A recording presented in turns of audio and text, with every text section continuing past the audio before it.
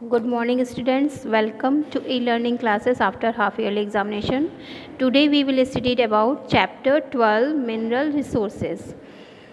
हम daily use में आने वाली जो ज़्यादातर चीज़ें वस्तुओं को देखते हैं वो किसी न किसी चीज़ से बनी होती हैं और हम बहुत ही कम सोचते हैं कि इसके बारे में जानते भी नहीं हैं कि ये चीज़ें बनी तो हैं लेकिन ये क्या हैं, क्या मतलब इनको बारे में पता नहीं होता है।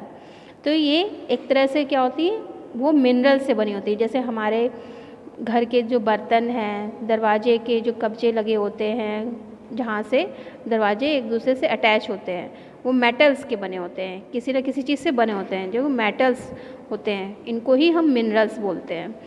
चलिए हम थोड़ा सा और जानते हैं इनके बारे में इस चैप्टर में। इसमें मिनरल्स एक ऐसा नेचुरल सब्सटेंस है जो अर्थ में बिल्कुल गहराई में नेचुरल रूप में सब्सटेंस के रूप में पाया जाता है, प्राकृतिक रूप में। ऐसे पत्थर जिसमें इनकी मात्रा मतलब कि मिनरल्स की मात्रा बहुत ही ज़्यादा होती है तो उन्हें ओर्स कहते हैं। इनको मिनरल्स अर्थ में खुदाई करके निकालते हैं। इस प्रोसेस को हम माइनिंग कहते हैं। मुख्य रूप से दो तरह के मिनरल्स होते हैं, मतलब पहला है मेटेलिक और दूसरा नॉन मेटेलिक। मेटेलिक मिनरल्स, ये मिनरल्स जिनमें मेटल्स मिलते हैं उन्हें मेटेलिक मिनरल्स कहते हैं। आयरन, कॉपर, गोल्ड, मैग्नीज और एल्यूमिनियम मेटेलिक मिनरल्स हैं।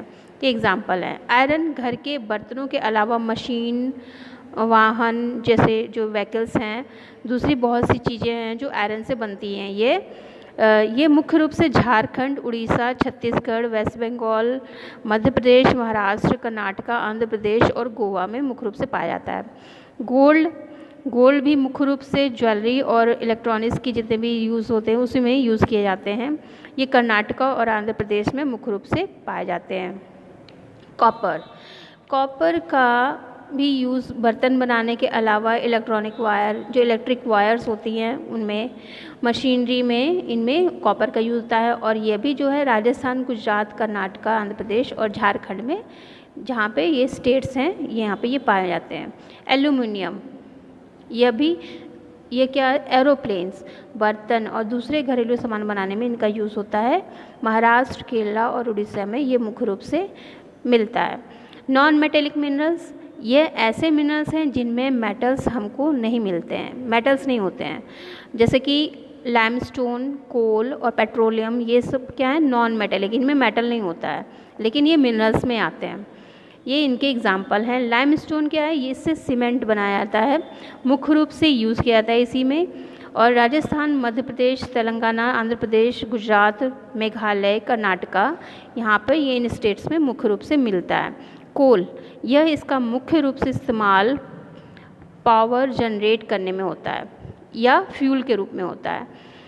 वेस्ट बंगाल, झारखंड, महाराष्ट्र, मध्य प्रदेश, छत्तीसगढ़ और तमिलनाडु में यहाँ पे ये स्टेट हैं जो यहाँ पे कोल पाया जाता है।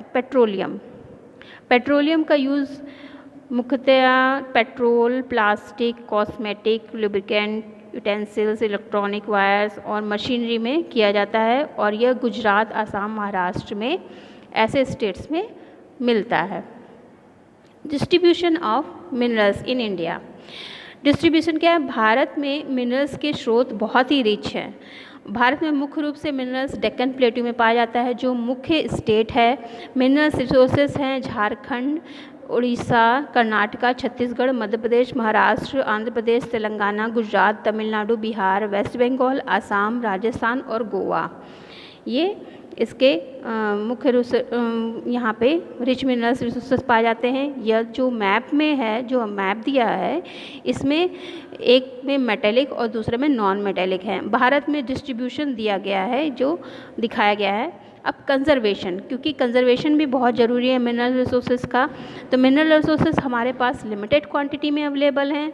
तो कुछ मिनरल्स जैसे कि कोल, पेट्रोलियम और नेचुरल गैस हैं जो हमें फॉसल से मिलते हैं, फॉसल फ्यूल्स हैं ये। तो इनका निर्माण होने में कई मिलियन ईयर्स लग जाते हैं, इसलिए हमें इनका इस्तेमाल ध्यानपूर्वक करना चाहिए और वेस्ट नहीं करना चाहिए। Okay student, this is chapter 12 mineral resources. Thank you.